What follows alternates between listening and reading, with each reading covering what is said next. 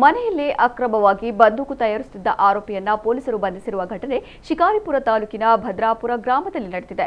67 ವರ್ಷದ ಲಕ್ಷ್ಮಣಪ್ಪ ಬಂಧಿತ ಆರೋಪಿ ತನ್ನ ಹಳೆಯ ಮನೆಯಲ್ಲಿ ಲಕ್ಷ್ಮಣಪ್ಪ ಅಕ್ರಮವಾಗಿ 7 ನಾಡ ಬಂದೂಕು ತಯಾರಿಸಿ ಮಾರಾಟ ಮಾಡಲು ಇಟ್ಟುಕೊಂಡಿದ್ದ ಎನ್ನಲಾಗಿದೆ. ಬಂದೂಕು ಸಂಗ್ರಹಿಸಿಟ್ಟಿರುವ ಬಗ್ಗೆ ಬಂದ ಮಾಹಿತಿ ಮೇರೆಗೆ ಪೊಲೀಸರು ಸರ್ಚ್ ವಾರೆಂಟ್ ಪಡೆದು ದಾಳಿ ನಡೆಸಿದರು. ಈ ವೇಳೆ ಬಂದೂಕುಗಳು ಪತ್ತೆಯಾಗಿದ್ದು ಅವುಗಳನ್ನು ಪೊಲೀಸರು ವಶಕ್ಕೆ ಪಡೆದಿದ್ದಾರೆ.